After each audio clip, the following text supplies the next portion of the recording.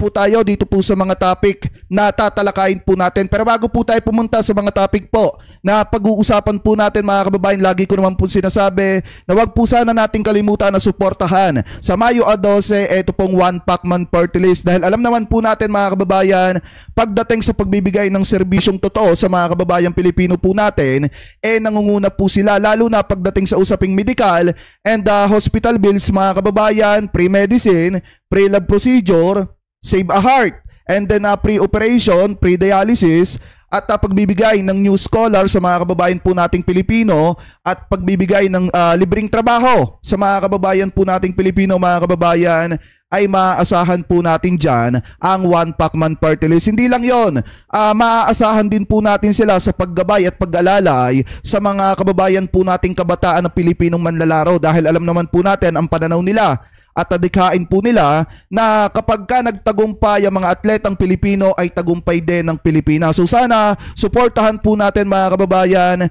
ito pong One Pacman Party List sa darating na Mayo 12. Ganun din mga kababayan, ito pong ating mga senator na tumatakbo sa pagkasenador, sana suportahan din po natin ito dahil ito po yung nakikita po natin ng mga senador na makakatulong ni PBBM para paglingkuran ang mga kababayan po nating Pilipino. Ano po mga kababayan? So anyway, sana suportahan po natin ito pong ating mga ipinopromote dito mga kababayan na mga kandidato. Ano po, at bago po tayo pumunta sa mismong mga tatalakayin natin at mga balita pong hihimayin natin, pakinggan muna natin to.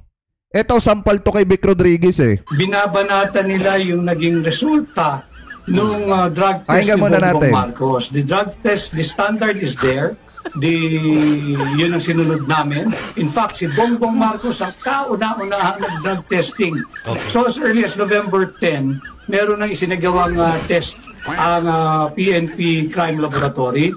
Sinigundahan na lang namin ito nung si Bongbong Marcos ay nagpa-test ulit noong isang araw dahil nga para maging inclusive na, hindi lamang. Tandaan nyo noong 2022 mga kababayan, dalawang beses na nagpa-test ito pong si PBBM. Yung kanila, yung mismong yung segunda na pagtitest ni PBBM mga kababayan kasama itong si Vic Rodriguez at yung unang pagpapatest ni PBBM sa mismong crime, sa mismong krame mga kababayan. Ano po, anyway, ipagpatuloy pa natin. Ipakita na negative siya sa shabu, hindi lamang negative sa marijuana, kundi pati dito sa mainit na pinag-uusapan na cocaine.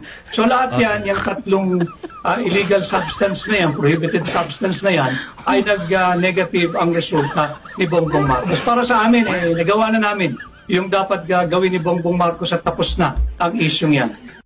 Ayan mga kababayan tapos na yung issue yan, sabi ni Vic Rodriguez. Kaya wag nang haluatin at wag nang ibato sa presidente. So ngayon, punta na tayo dito sa mga main topic natin mga kababayan. Alam nyo ba, naglabas ng pahayag kani-kanina lang eto pong si Vice President Sara Duterte patungkol mga kababayan dito po sa pagdiriwang ng International Women's Day or etong ngayong March 8, 2025. So kung titingnan ninyo mga kababayan, naglabas po siya ng pagsuporta sa mga kababaihan at pagkundina sa ginagawang pang-aabuso sa mga kababaihan mga kababayan. So ngayon, pakinggan po muna natin ito. Assalamualaikum warahmatullahi wabarakatuh. Madayaw mayong adlaw kaninyong tanan. Magandang araw sa inyo lahat. My warmest greetings as we celebrate International Women's Day and National Women's Month 2025. Across all sectors, Filipino women are at the forefront of change, leading in governance, driving innovation, and strengthening communities. Our resilience and contributions shape a more inclusive and progressive society. Yet, we cannot ignore the alarming reality that violence against women and children and human trafficking continue to threaten the safety and dignity of many. Ngayon mga kababayan, kung titingnan nyo, di ba, ayon kay Vice President Sara Duterte, kasi kung papakinggan nyo yung sinasabi niya dito, parang kinukundina niya mga kababayan yung ma-alarming or paglaganap ng mga human trafficking, pang-aabuso sa mga kababaihan, mga kababayan. Pero kung matatandaan nyo din, minsan niyang ipinagtanggol etong si Kibulok mga kababayan, na kung saan ang kalaban dyan ni Kibulok hindi lang po hindi lang mismo mga kababaihan, kung hindi mga minor de edad na mga kabataang babaeng inabuso, di umano nitong si Kibuloc mga kababayan. Hindi lang yon, na-allege din or naaakusahan din itong si Kibuloc mga kababayan ng human trafficking. So kung titingnan nyo, ayaw ko mang sabihin na yung sinasabi niya dito na pagbati niya sa araw na mga kababaihan ay isang malaking kaplastikan. Bakit mga kababayan? Pakinggan natin kung matatandaan nyo, etong balitang ito na lumabas 11 months ago na kung saan kasagsagan ng issue na hinahabol etong si Kibuloc dahil po sa mga matitinding aligasyon laban po sa kanya. Especially yung mga pang-aabuso niya ng mga kababaihan, yung human trafficking, yung panghahalay di umano sa mga kabataan mga kababayan, ipinagtanggol niya eto pong si Kibuloc laban dun sa mga kababaihan na nag-aakusa po sa kanya. So ngayon pakinggan natin to mga kababayan. Mga kababayan, ako po ay nakikiisa sa panawagan ng pagpapairal ng batas at katarungan sa hinaharap na isyu ni Pastor Apollo Kibuloy at ng Sunshine Media Network Incorporated. Sa mga ginagawang pagdinig ay tila pinatawan na ng guilty verdict si Pastor Kibuloy kahit na nakabatay lamang ang pagdinig na ito sa mga paratang ng mga testigo na nagkukubli ng kanilang katauhan at hindi mapatunayan ang kredibilidad. Kita nyo mga kababayan, ang kalaban dyan ni Kibuloc, partida ha? Yung mga babae na nagrereklamo na di umano ay inabuso nitong si Kibuloc, tapos ngayon ang lakas ng loob mong magsabi na kinukundina mo or napapansin mo yung maalarma na paglaganap ng human trafficking at pang-aabuso sa mga kababaihan. Pero dito sa pagkakataong ito, pinagtanggol mo nga yung isang magaling mang-abuso or yung isang tao na di umano magaling mang-abuso sa mga kababaihan. Kaya nahaharap sa iba't ibang kaso. Di ba mga kababaihan, ipagpatuloy pa natin. Marami sa atin ang naniniwala na ang dinaranas ngayon ni Pastor Kibuloy ay isang pandarahas at hindi patas. Diba? Bukod sa hearing na walang pinatutunguhan, ay kabilang rin dito ang indefinite suspension ng broadcasting network na SMNI na isang issue ng media freedom. Hindi biro ang mga pangyayari at paratang na ganito. Nararapat lamang na mabigyan ng patas na laban at sa tamang korte. Ika nga sa Mateo chapter 5 verses 11 to 12. Pinagpala ang mga nilalait at inuusig ng mga tao at pinaparatangan ng lahat ng uri ng kasamaan na pawang kasinungalingan dahil sa akin. Diba? Masaya kayo at maggalak sapagkat malaki ang inyong gantimpala sa langit. Alalahanin ninyong inuusig din ang mga propetang nauna sa inyo. Sana po ay maging gabay natin ang mga bersikulong ito patungo sa kaginhawaan at mabigyan tayo ng tibay ng loob sa pagharap sa mga pagsubok, pagtitiis at pag-uusig ngayon. Lagi po tayong manalangin para sa hustisya at katotohanan. Tapos ang pinakamasaklap pa dyan mga kababayan, di ba sinasabi niya medyo alarming na daw yung mga human trafficking, yung mga issue ng human trafficking, and then yung pang-aabuso sa mga kababaihan. Kung ikaw pala mismo nakikita mo na medyo alarming na yon, bakit ipopromote mo pa or bakit i-endorse mo pa yung isang tao na nang-aabuso ng mga kababaihan, hindi lang mga kababaihang kadalagahan, kung hindi pati mga kababaihang kabataan?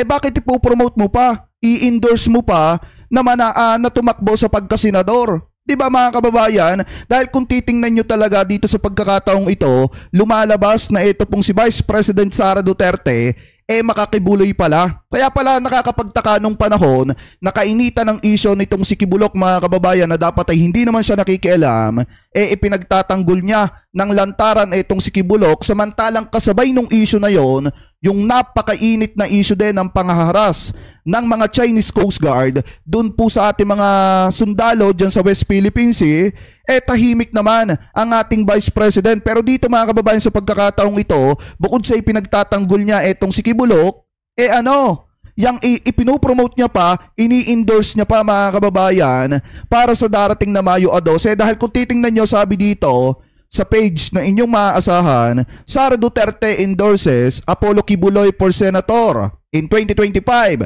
Sa isang pahayag na ibinahagi ng SMNI News formal na inendorso ni Vice President Sara Duterte ang kanyang kaibigan umano na si Kingdom of Jesus Christ Pastor Apollo Kibuloy sa pagkasenador para sa halalan 2025.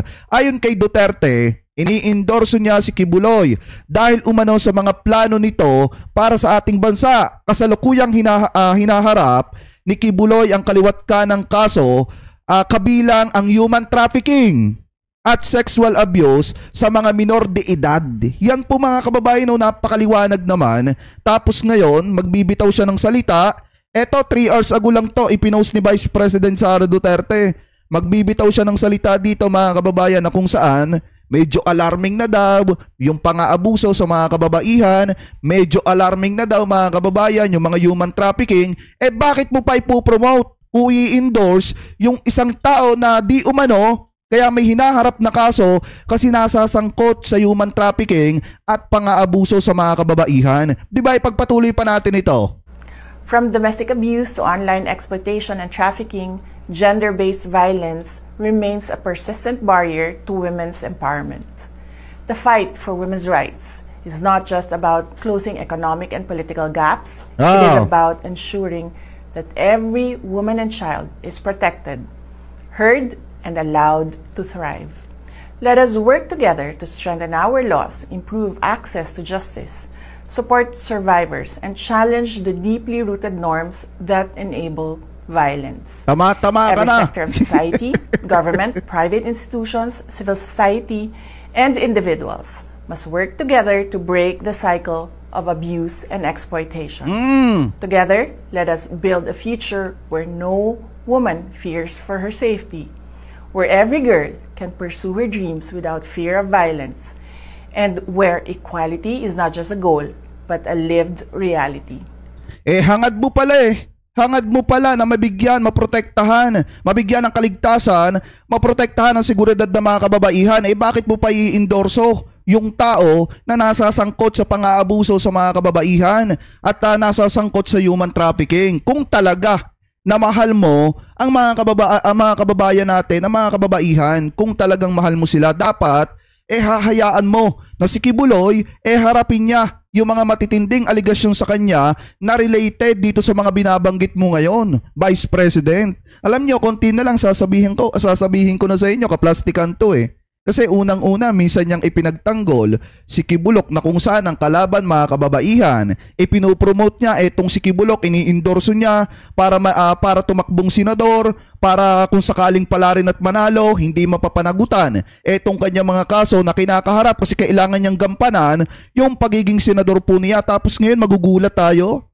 nagsasalita ng ganyan na parang concern sa mga kababayan po nating kababaihan. Di ba nga minsan niyang kinundi na yung pagsasampa ng demanda at pagrereklamo ng mga kababayan nating kababaihan dahil nga inabuso ni Kibulok. Tapos ngayon magbibitaw siya ng ganitong klase ng salita. Mabuhay ang kababaihang Pilipino. Ang lahat ng ginagawa natin ay para sa Diyos, sa bayan at sa bawat pamilyang Pilipino.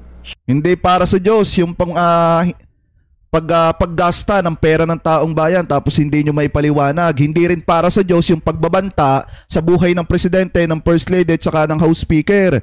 Hindi para sa Diyos yung mga ganyang klase ng gawain. Kaya mga kababayan, ayaw ko man sabihin nakaplastikan to, pero di umano parang gano'n na din. Ano po mga kababayan? So anyway, maliwanag naman. Nakita nyo na talagang bukod sa solid Kibuloy, etong si Vice President Sara Duterte, ngayon sinasabi niya sa kanyang talumpate na medyo alarming na daw yung about sa kaligtasan ng mga kababaihan, yung mga pang-aabuso sa mga kababaihan, about dito sa mga human trafficking, pero ipinagtatanggol niya yung tao na nasasangkot doon sa mga bagay na ikinababahala niya. Ano po mga kababayan? So anyway, comment below na lamang po kung ano po masasabi nyo. Hingil po dyan.